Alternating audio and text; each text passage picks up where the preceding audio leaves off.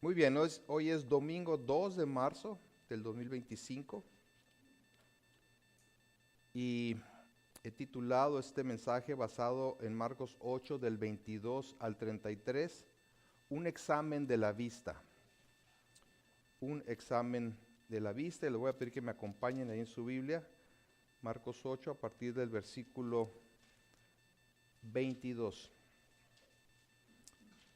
Leemos aquí en la palabra de Dios, dice: vino luego a Betsaida y le trajeron un ciego y le rogaron que le tocase. Entonces, tomando la mano del ciego, le sacó fuera de la aldea y escupiendo en sus ojos, le puso las manos encima y le preguntó si veía algo. Él, mirando, dijo: veo los hombres como árboles, pero los veo que andan. Luego le puso otra vez las manos sobre los ojos y le hizo que mirase. Y fue restablecido y vio de lejos y claramente a todos. Y lo envió a su casa diciendo: no entres en la aldea ni lo digas a nadie en la aldea. Salieron Jesús y sus discípulos por las aldeas de Cesarea de Filipo, y en el camino preguntó a sus discípulos diciéndoles: ¿quién dicen los hombres que soy yo? Ellos respondieron: unos Juan el Bautista, otros Elías, y otros alguno de los profetas. Entonces él les dijo: ¿y vosotros quién decís que soy? Respondiendo Pedro le dijo: tú eres el Cristo. Pero él les mandó que no dijesen esto de él a ninguno.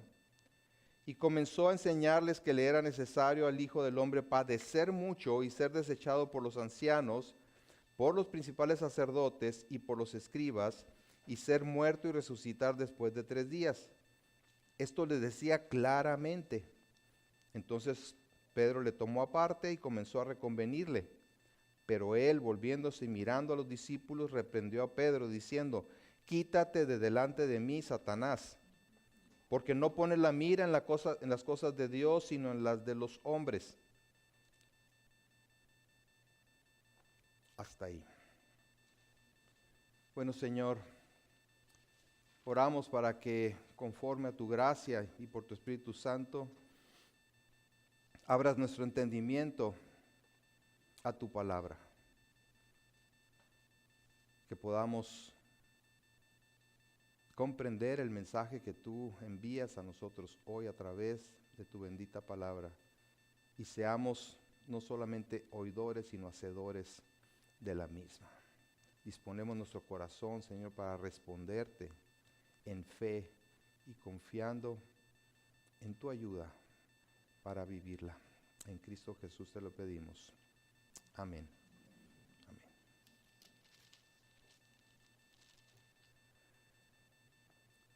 Casi todos, si no es que todos, nos hemos sometido a algún tipo de examen de la vista.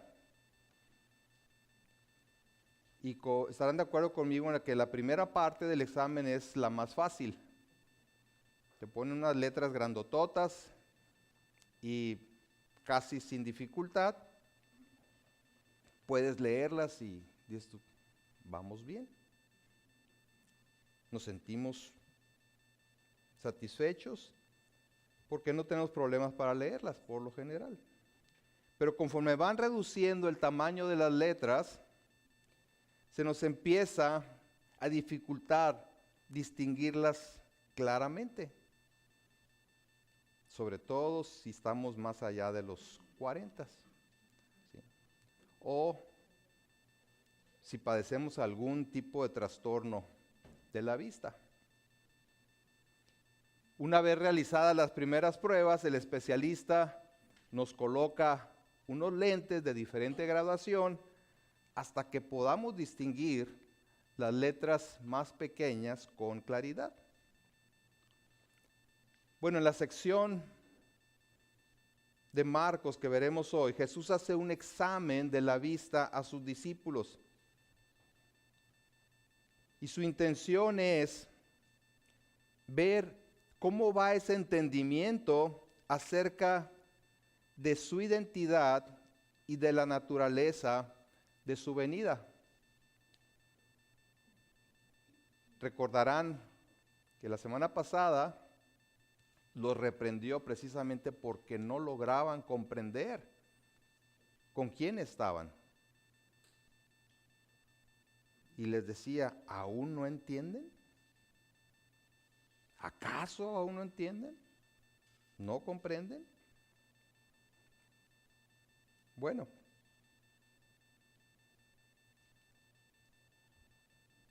Jesús les hace esta prueba. Y en principio parece que su visión es correcta, ya que al preguntarles quién decían ellos que era Jesús, Pedro respondió, y seguramente en nombre de todos los discípulos, tú eres el Cristo. Una respuesta en principio correcta, pero que al momento de explorar un poco más a fondo, al pasar de las letras grandes a las letras pequeñas, se hizo evidente la falta de una visión clara de la identidad de Jesús. Es decir, tanto Pedro como los discípulos ya podían ver a Jesús como el ungido de Dios, pero aún carecían del entendimiento claro acerca del propósito de su venida.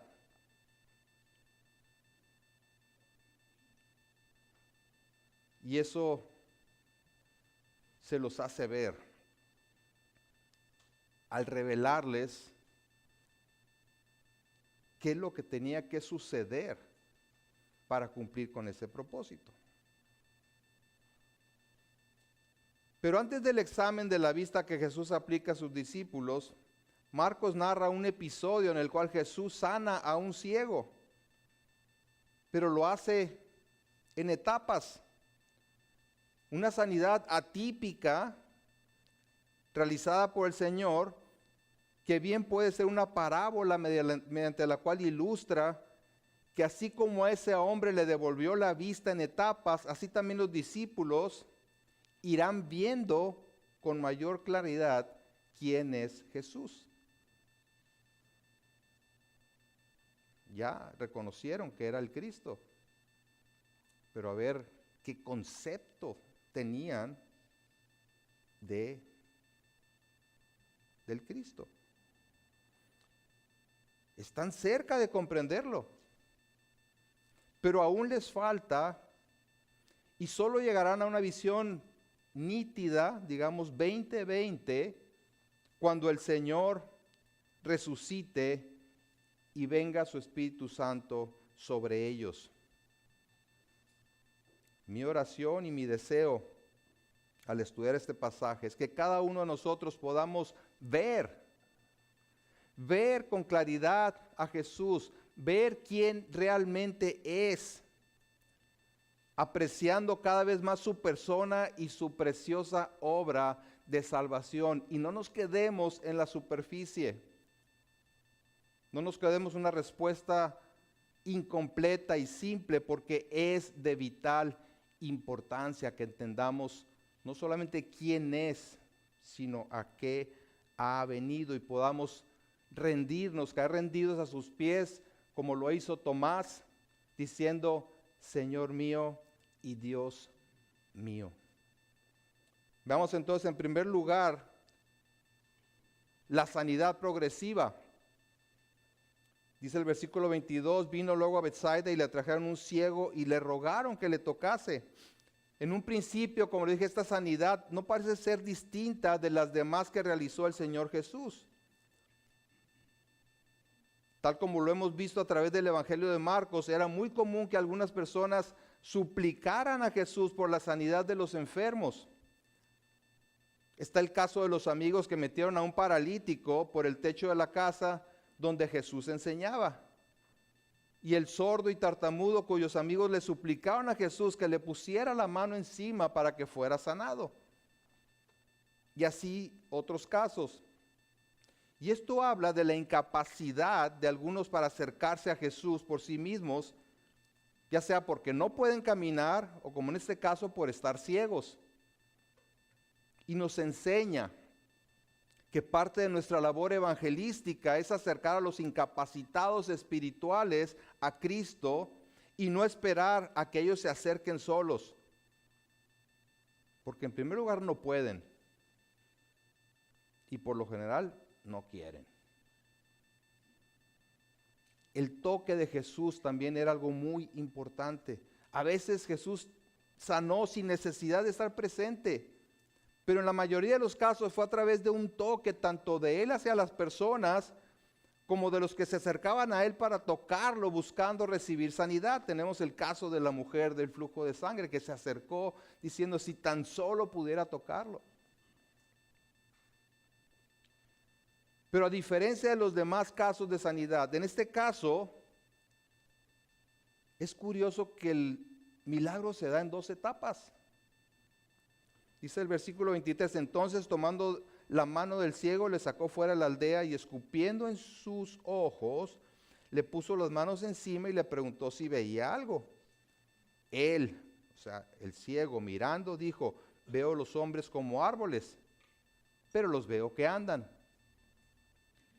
Vemos aquí que en primer lugar lo saca de la aldea, al igual que hizo con el sordo, lo apartó de la multitud. ¿Con qué razón? Bueno, no sabemos exactamente, lo más probable es que Jesús esté tratando de evitar la publicidad que el milagro pueda causar. La gente lo quería hacer rey, pero no querían reconocer, no reconocían quién era realmente.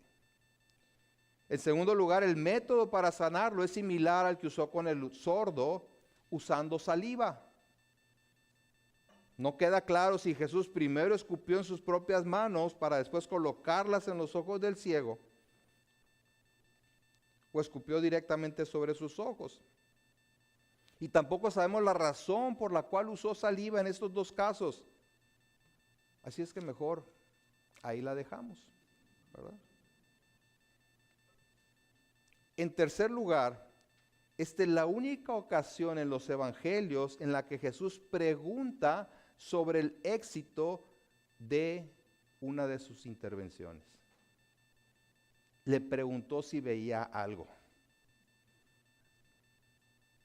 ¿Acaso no estaba seguro Jesús de poder realizar el milagro de la vista? Más bien creo que lo hacía para ilustrar a sus discípulos su propia condición. Les ha cuestionado su incapacidad para entender o digamos ver su verdadera identidad y naturaleza. Y así como este hombre pasa de una oscuridad total a una visión parcial, así ellos estaban en ese proceso. No entendían cabalmente, no entendían todo. Pero irían entendiendo al Señor o su identidad más bien conforme Él les fuera dando entendimiento. El que era completamente ciego, ahora ve un poco, ve borroso. Así como aquel que sufre de miopía, ¿verdad? Que sin lentes dice, pues veo nada más por ahí unas sombras. Yo tenía un compañero en el equipo de básquetbol y le decía, Cota, ¿por qué no me pasaste el balón? Pues porque no sabía si eras del otro equipo o del mío, yo nomás veía un bulto ahí, ¿verdad? Entonces, así es el que no logra ver completamente. Pero no lo dejaría así. Al ciego no lo iba a dejar así. Ya medio lo sanó, ¿verdad? Entonces, ya con eso, que se conforme con ver ahí medio borroso. No, dice el versículo 25, luego le puso otra vez las manos sobre los ojos y le hizo que mirase. O sea, le devolvió la vista completamente y fue restablecido y vio de lejos y claramente a todos. O sea, le dio una visión perfecta. Y lo envió a su casa diciendo, no entres en la aldea ni lo digas a nadie en la aldea. Así es que vemos que la segunda intervención de Jesús es un éxito. Y el hombre no solo pudo ver, sino que dice que vio de lejos y claramente a todos. Insisto, le falló al Señor su poder y por eso no sanó al hombre de manera instantánea y completamente. Por eso es que creo que el Señor tenía un propósito específico al hacerlo de esta manera. Y no perdamos de vista que ha estado preparando a sus discípulos para el ministerio. Y a través de este episodio ilustra la revelación gradual de su identidad. Así que habiendo sanado completamente al ciego en 2 etapas, y después de instruirle que no publique el milagro, Jesús parte con sus discípulos hacia la región de Cesarea de Filipo. Y es en el camino, como solía hacerlo él, donde les explica de qué se trata. Y al mismo tiempo les aplica un examen de la vista. Así es que pasamos entonces a la primera etapa de la prueba de la vista a sus discípulos. Dice el versículo 27, salieron Jesús y sus discípulos por las aldeas de Cesarea de Filipo, y en el camino preguntó a sus discípulos, diciéndoles, ¿quiénes dicen los hombres que soy yo? Ellos respondieron, unos Juan el Bautista, otros Elías y otros algunos de los profetas. Esta era la concepción popular acerca de Jesús. Pero Jesús lleva a sus discípulos de lo general a lo específico. Primero les pregunta de la opinión de la gente acerca de su identidad.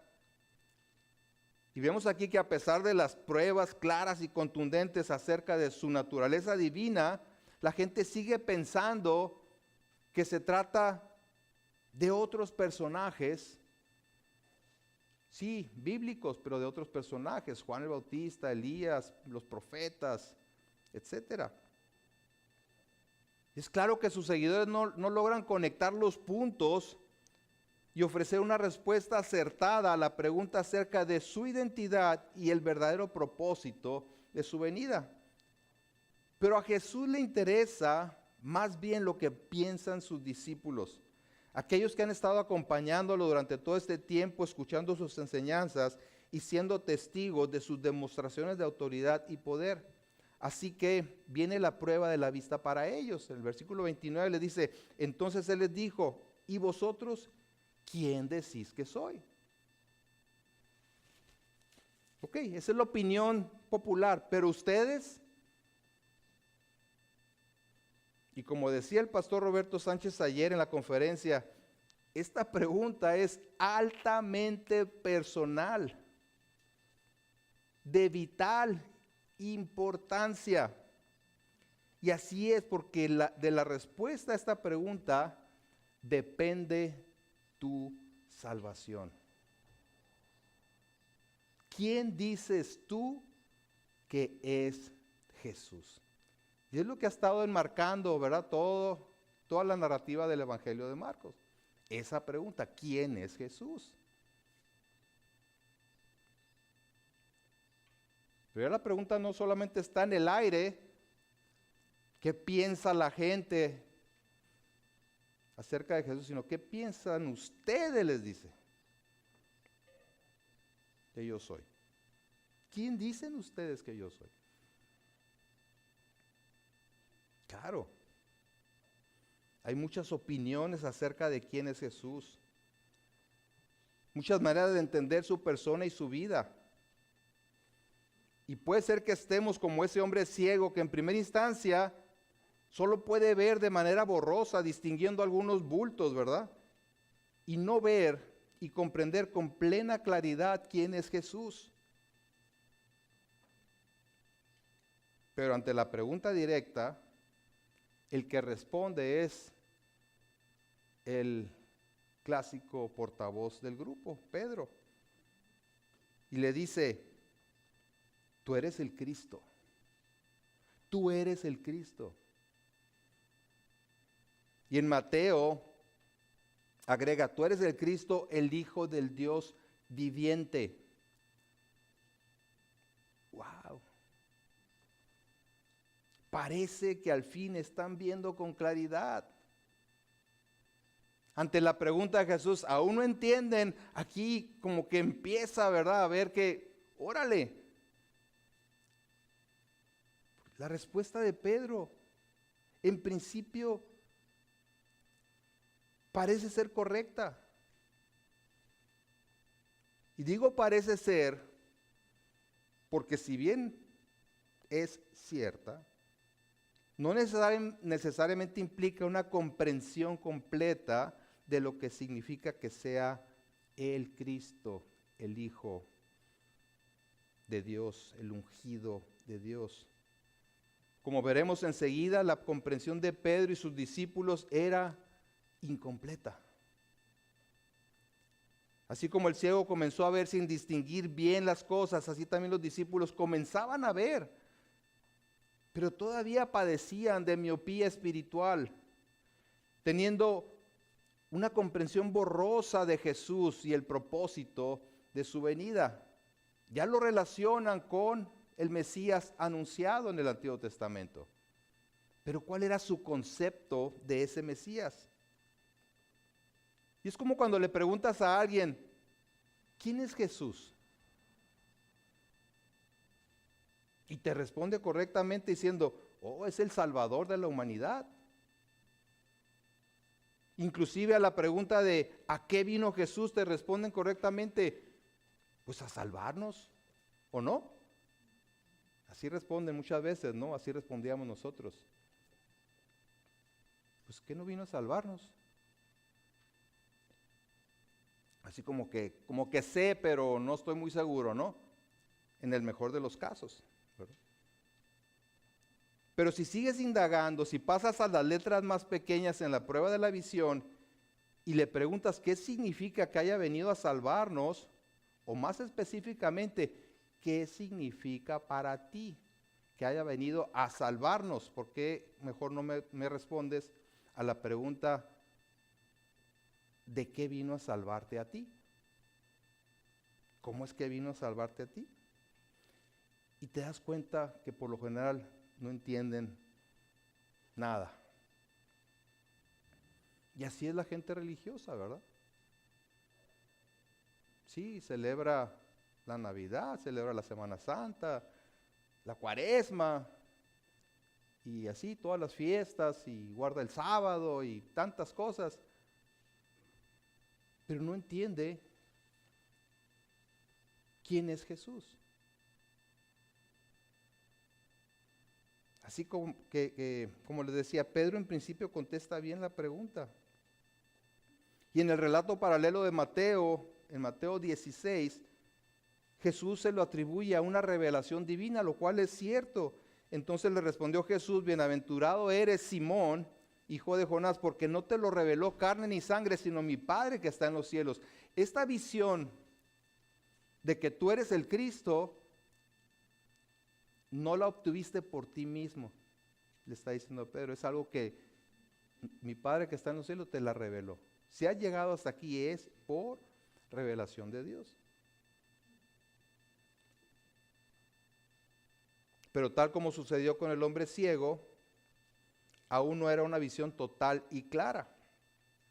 Como dice un comentarista, él creía que aquel a quien seguía, Jesús de Nazaret, era el Salvador prometido, el verdadero profeta mayor que Moisés, el largamente anunciado Mesías. Lo declaró con atrevimiento y decisión, como lo que creía él mismo y sus compañeros, tú eres el Cristo. Y había un gran avance en eso. Sin embargo, insisto, ¿cuál era el concepto del Mesías que tenían los discípulos? Y Jesús, sabiendo que su comprensión aún no era completa, les manda que se queden callados. El versículo 30, pero él les mandó que no dijesen esto de él a ninguno. No quiere que revelen eso que ahora han comprendido, no quiere que lo vayan y lo divulguen. Y de repente como que esto nos choca un poco, ¿no? Porque hemos sabido, se nos ha enseñado, hemos leído, ¿verdad? Que debemos predicar el mensaje del Evangelio. Y a lo mejor estos, con ese conocimiento ya querían salir corriendo y hablar, conocimos al Cristo, Jesús es el Cristo. Miren todo lo que hace, acá no se dan cuenta. Así como que de repente les viene, ¿no? la revelación. Pero Jesús les dice, tranquilos, No hablen. No hablen. Yo creo que porque si no entendían ellos el evangelio verdadero, el evangelio completo, pues ¿qué iban a predicar?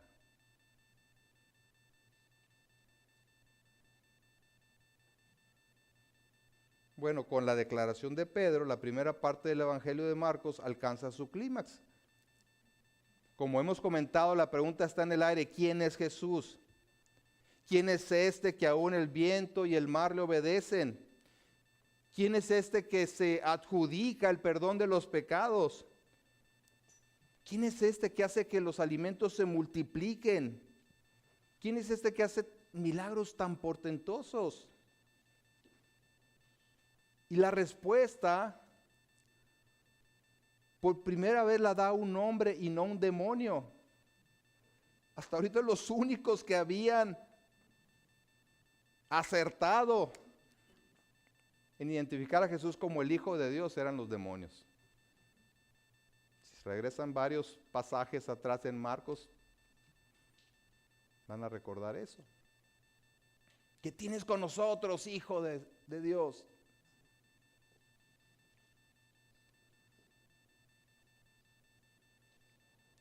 Entonces, ¿qué significa esto? ¿Qué implicaciones tiene? Y eso es lo que viene a continuación, en donde Jesús pasa a la siguiente etapa del examen de la vista, a las letras más pequeñas para ver si están viendo con nitidez. ¿Realmente entienden? ¿Qué es lo que entienden? Diciendo, muy bien, muchachos, vamos a ver. Ya han comprendido que soy el Cristo. Pero ¿qué entienden al respecto? Se los voy a explicar. Versículo 31. Y comenzó a enseñarles que le era necesario al Hijo del Hombre padecer mucho y ser desechado por los ancianos, por los principales sacerdotes y por los escribas, y ser muerto y resucitar después de 3 días. Esto les decía claramente. Entonces Jesús habla por primera vez de manera explícita del camino a la cruz, de la necesidad de padecer hasta llegar a la muerte y resucitar. Y es un tema que de aquí en adelante estará presente en la narrativa del Evangelio. Ahora imaginen el impacto que este anuncio pudo haber causado en los discípulos. Jesús ha demostrado tener autoridad sobre los demonios, sobre la enfermedad, la naturaleza y aún sobre la vida. Y dice que debe padecer y ser muerto.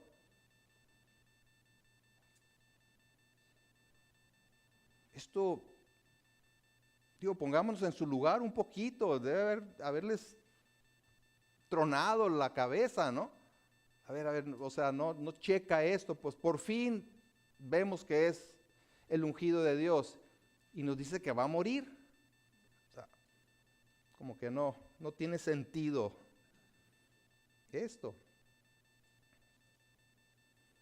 Y sobre todo, teniendo en cuenta que el pueblo judío tenía una expectativa equivocada del Mesías, con todo y que en las Escrituras anticipaba su pasión y muerte. Y observen una cosa muy importante aquí, no dice que era conveniente o que era posible, sino que era necesario padecer, morir y resucitar. ¿Por qué dijo Jesús que le era necesario? He aquí la clave de todo. Le era necesario. En primer lugar, su pasión y muerte eran necesarias con el fin de hacer expiación por el pecado del hombre. Su muerte era una necesidad porque la justicia perfecta de Dios debía ser satisfecha plenamente para que nosotros pudiéramos ser aceptados en su presencia. La Biblia dice que sin derramamiento de sangre no se hace remisión, es decir, no hay perdón de los pecados, porque la paga del pecado es la muerte. Y si todos somos pecadores, Entonces, ¿qué merecemos? La muerte, la condenación eterna. Dios es santo y perfectamente justo y no puede simplemente dejar pasar el pecado, meterlo debajo de la alfombra. Dejaría de ser justo. Y su justicia implica la muerte del pecador. De manera que, como dice en Romanos 3:25, Dios puso como propiciación a Jesús, es decir, como sacrificio por nuestros pecados, a su Hijo, el justo. Para cumplir su misión de rescate, rescatar al hombre de su condición, era necesario que padeciera, muriera y resucitara, tal como dice en Romanos 4:25. Dice, el cual fue entregado por nuestras transgresiones y resucitado para nuestra justificación. Y Jesús mismo lo declara en Marcos 10:45, un poco más adelante, diciendo, porque el Hijo del Hombre no vino para ser servido, sino para servir y dar su vida en rescate por muchos. Ahí está el propósito de su venida. Dar su vida en rescate. Él vino a rescatar a los pecadores de la condenación eterna. Y esa es la verdad central del Evangelio. No solamente el Evangelio de Marcos, de toda la Biblia. Se trata de Dios el Hijo recibiendo el castigo que nosotros merecíamos. Como dice Pablo en 2 Corintios 5:21, al que no conoció pecado por nosotros, lo hizo pecado, para que nosotros fuésemos hechos justicia de Dios en él. El que no pecó recibió el castigo para que nosotros recibiésemos la justicia de él y de esa manera poder presentarnos delante de Dios. Esa es la esencia del Evangelio. El inocente muriendo por los pecadores y recibiendo toda la justa ira de Dios que merecíamos nosotros. Bueno, en segundo lugar, era también necesario, como dijo Jesús, que resucitara al tercer día. ¿Por qué? Su resurrección era necesaria para confirmar que el Padre había aceptado su sacrificio y para tener la victoria sobre la muerte. Vemos más adelante a Pedro mismo declarar en Pentecostés, en Hechos 2:23, si quieren ir allá a Hechos 2:23 y 24, el mismo que aquí todavía no entiende bien qué es esto de que tenía que padecer, morir y resucitar. Vean lo que dice en Hechos, adelantándonos un poquito.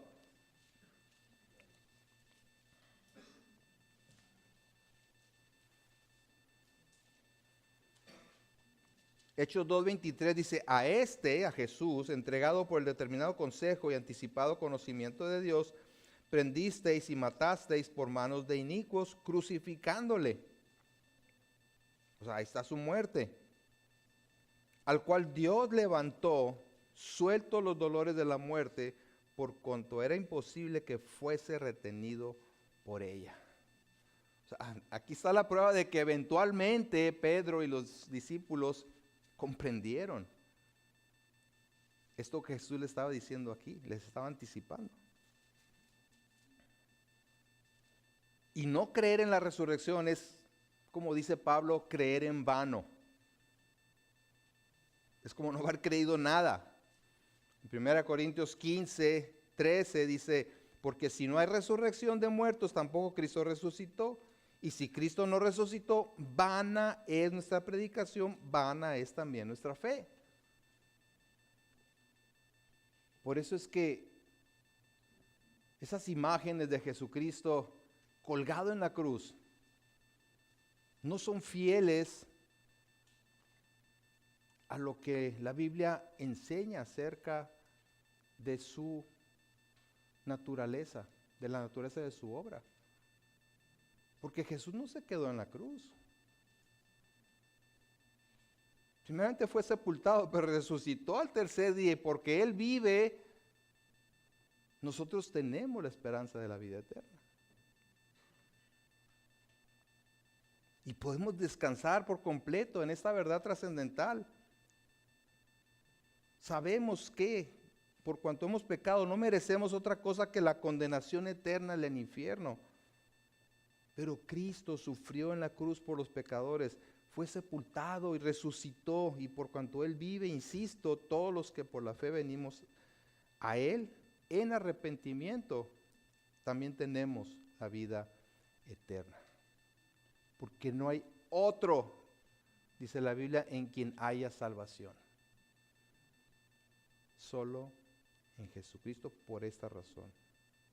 Así que era un gran paso que los discípulos reconocieran a Jesús como el Cristo, pero aún les faltaba entender la naturaleza de su obra. Poder ver con claridad las letras más pequeñas en el examen de la vista. ¿Y cómo sabemos que no entendían? Vean el versículo 30, la segunda parte del versículo 32. Entonces Pedro le tomó aparte y comenzó a reconvenirle. En Mateo 16, 22 dice, entonces Pedro tomándolo aparte comenzó a reconvenirle diciendo, Señor, ten compasión de ti, en ninguna manera esto te acontezca. Entonces Pedro le dice, a ver, Señor, ven, pero ven, vamos acá, apartaditos, tengo algo que decirte. Y dice que Pedro empezó a reconvenirle, o literalmente a reprenderle. La palabra correcta es reprenderle.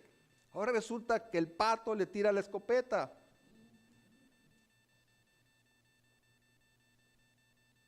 Se trata de una fuerte amonestación.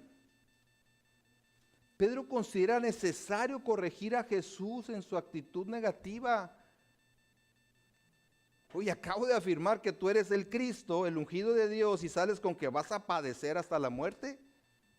Te pasas.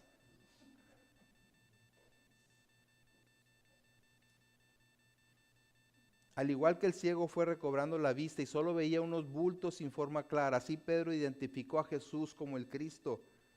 Pero hasta ahí no comprendía más. No comprendía su papel como el Mesías sufriente, no entendía todavía la naturaleza de su obra. Y sí, la intervención de Pedro parecería ser muy compasiva, ¿verdad? Como le dice en Mateo, ten compasión de ti. En ninguna manera esto te acontezca.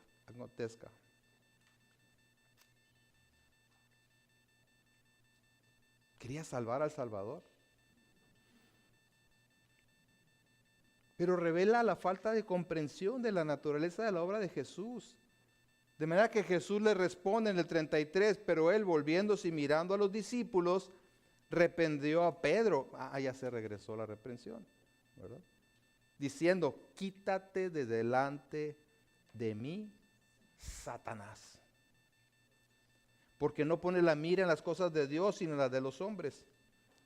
Dice que volteando a ver a los discípulos, estaba hablando con Pedro, pero volteando a ver a los discípulos, Jesús reprende severamente a Pedro, asociándolo con Satanás, y manda que se aleje de él. Jesús sabía quién estaba detrás de Pedro. No es que lo hubiera poseído, sino que Pedro estaba siendo influenciado por ese pensamiento satánico. Y Jesús le dice, quítate delante de mí, Satanás. Y son las mismas palabras que había dirigido al diablo cuando lo tentó en el desierto. Y ahora reconoce en la actitud de Pedro ese engaño satánico, un susurro, ¿verdad?, del infierno mismo, para dejarlo o alejarlo más bien de su propósito de sufrir. Que no te suceda eso. Pero ¿qué dijo Jesús? Al Hijo del Hombre le es necesario. Pero Pedro aún no lo entiende. Y la razón que le da a Jesús es porque no pone la mira en las cosas de Dios, sino en las de los hombres. Y eso es bien importante porque el pensamiento de Pedro no estaba alineado con la voluntad de Dios, sino con la opinión pública. Y en ese sentido estaba representando al diablo mismo, el príncipe de este mundo. Su respuesta obedecía a una filosofía completamente diabólica, alejada del verdadero evangelio. Y en esta conversación Pedro es un ejemplo de aquellos que dicen creer en Jesús, pero que su concepto de Cristo es más bien de alguien que está para cumplir sus expectativas egoístas. Muchos pseudoevangelistas dicen, ven a Cristo para que recibas sanidad. Ven a Cristo para que se arreglen tus problemas matrimoniales. Ven a Cristo para que te vaya mejor con tus hijos. Ven a Cristo para que tengas éxito en tus empresas y negocios. Y sí, tal vez mucha gente ve a Jesús, en Jesús a un gran líder, un ejemplo, ¿verdad? El ejemplo supremo de la humildad, de la entrega, a quien hay que imitar, a quien hay que seguir. Pero no comprenden lo que significa que Cristo es el siervo sufriente que vino a salvar a los pecadores.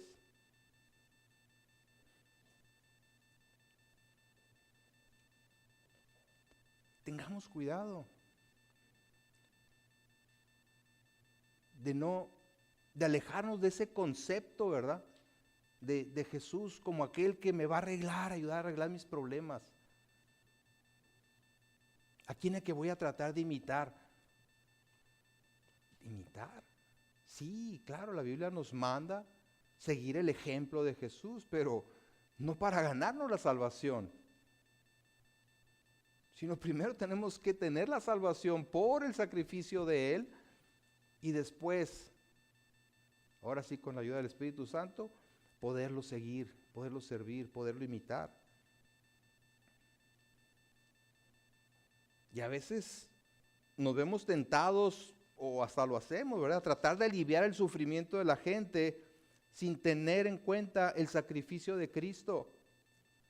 También ahí debemos de tener cuidado. Viene alguien a ti y te cuenta sus problemas, lo que está pasando, sus sufrimientos, y la primera reacción es ofrecerle una mejoría si se acerca a Dios. Lo que tú necesitas es leer la Biblia, necesitas conocer a Dios. Él te va a ayudar a resolver tus problemas. No, ese no es el evangelio.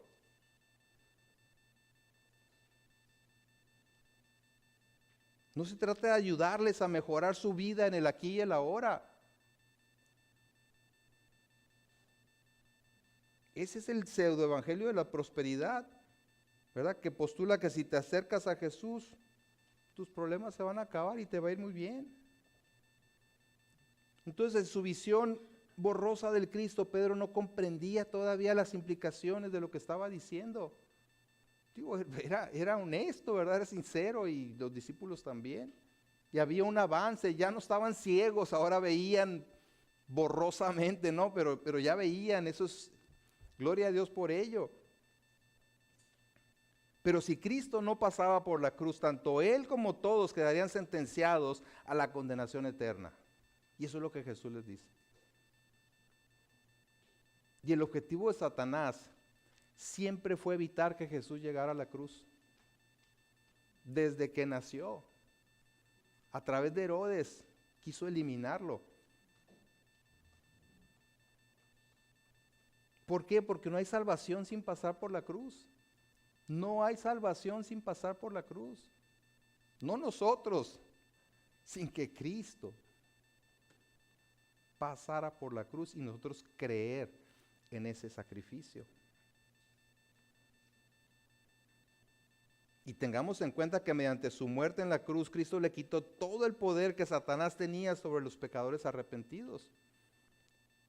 Vamos a Hebreos 2, capítulo 14.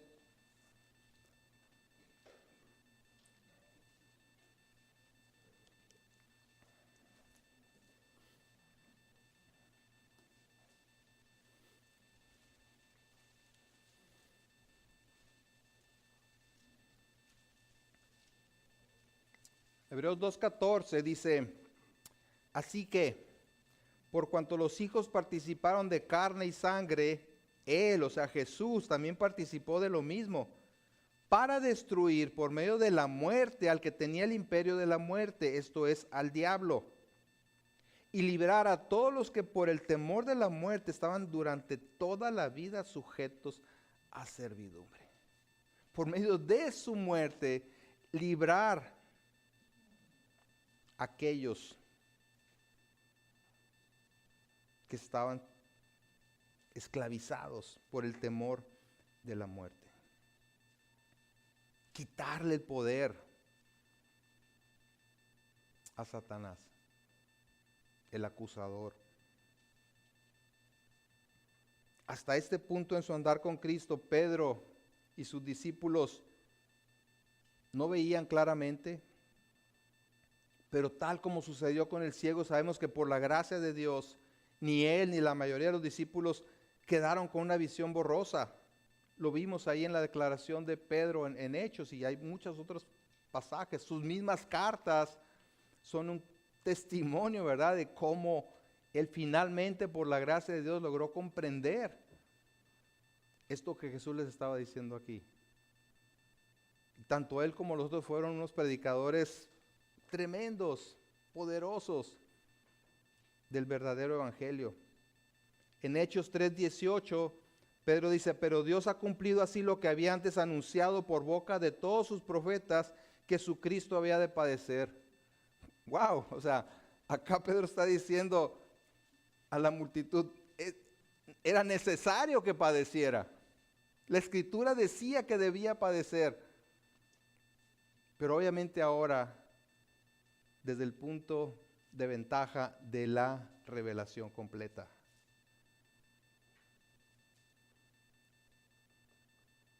Y vale la pena, yo creo, que te preguntes, ¿cómo está tu visión? Nuevamente, así como Jesús le preguntó a sus más cercanos, ¿y ustedes quién dicen que yo soy? Él te pregunta hoy, ¿quién dices tú que yo soy? Puedes afirmar con toda certeza que no solamente es el Cristo, el Salvador, sino que es tu Salvador. El Hijo de Dios que vino a dar su vida como pago por tus pecados, que sufrió y murió en la cruz porque era necesario que así pasara. El justo tomando el lugar de los injustos, de tal manera que a través de su sacrificio recibieras el perdón de tus pecados. Y que resucitó al tercer día, venciendo a la muerte para que tengas la seguridad de la vida eterna. Ese es tu entendimiento del Cristo. Y en el día a día, ¿quién es Jesús para ti? Porque podemos tener la comprensión teológica correcta, pero ¿cómo respondemos a esa comprensión en el día a día? Cuando vienen las adversidades, cuando vienen las pruebas, cuando queremos lograr lo que queremos lograr.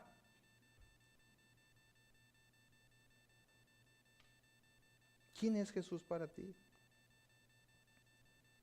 ¿Es alguien a quien buscas solo para que te conceda lo que deseas? ¿O es el Señor de tu vida? ¿O es el Señor de tu vida?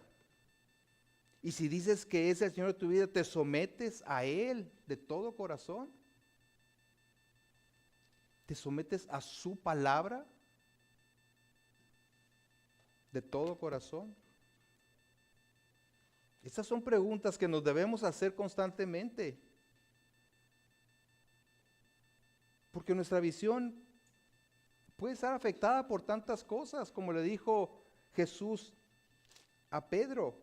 Pues es que tú pones la mira en las cosas de este mundo. No estás viendo desde la perspectiva de Dios. Y no podemos negar que nosotros estamos gran parte de nuestro día y nuestros días recibiendo influencia de la perspectiva del mundo, ¿verdad? Vivimos en el mundo. Y como dijo Jesús, estamos en el mundo, pero no somos del mundo.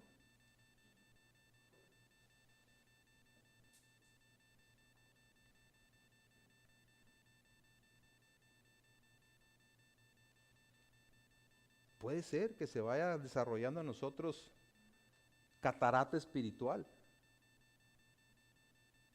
Y sin darnos cuenta, ya empezamos a ver un poco más borroso. Al principio ni nos damos cuenta, ¿verdad? Así son las cataratas.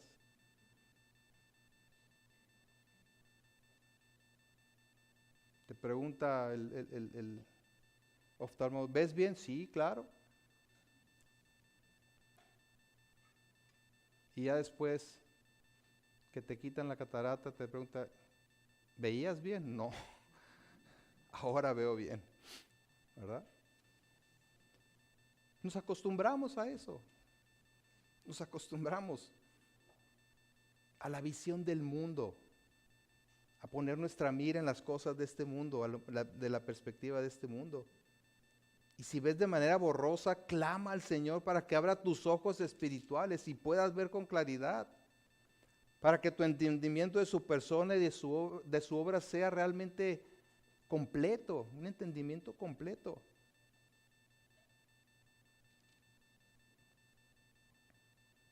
¿Y cómo evitamos, como creyentes, el que se nos nuble la visión acerca de quién es Jesús? Pues meditando en lo que dice la palabra de Dios acerca de quién es Él.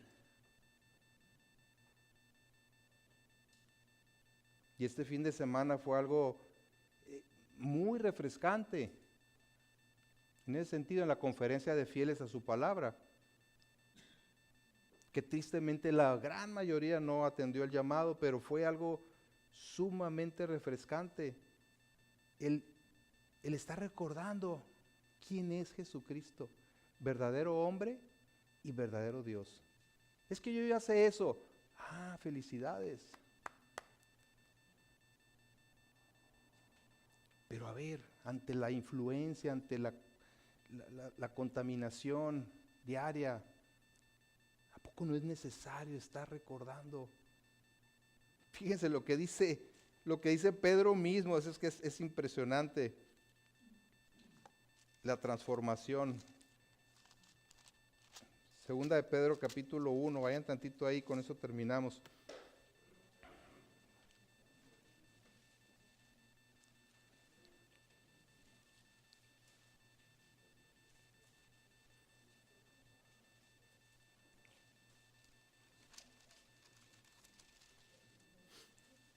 Segunda de Pedro 1, voy a leer desde el 3, dice, como todas las cosas que pertenecen a la vida y a la piedad nos han sido dadas por su divino poder, mediante el conocimiento de aquel que nos llamó por su gloria y excelencia, por medio de las cuales nos ha dado preciosas y grandísimas promesas, para que por ellas llegaseis a ser participantes de la naturaleza divina, habiendo huido de la corrupción que hay en el mundo a causa de la concupiscencia.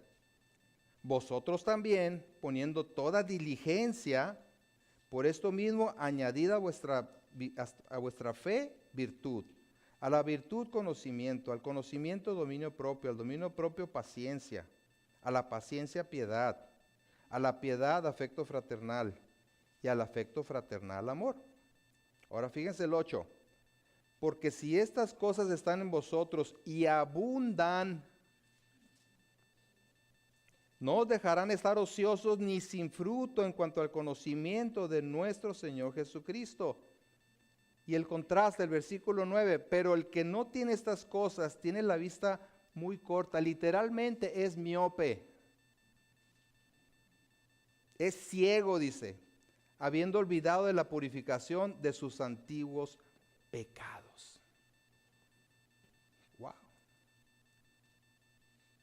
Podemos caer en el día a día, en la práctica de nuestro cristianismo, en olvidar el Evangelio, en olvidar que su sangre derramada en la cruz fue para el perdón de nuestros pecados. Y hoy vamos a participar de la cena del Señor. Y es precisamente lo que hacemos al participar de la cena del Señor. Hacemos memoria de esto. Recordamos, ¿verdad?, que Él fue a la cruz para pagar por nuestros pecados. Derramó su sangre preciosa para limpiarnos de toda maldad. Entonces, al hacerlo, tengamos eso en cuenta. No es por méritos, no participamos de la cena del Señor por algún mérito personal. Es un reconocimiento, es la remembranza de lo que Él ha hecho, ¿verdad? Y que por su gracia nosotros podemos tener la salvación y la vida eterna.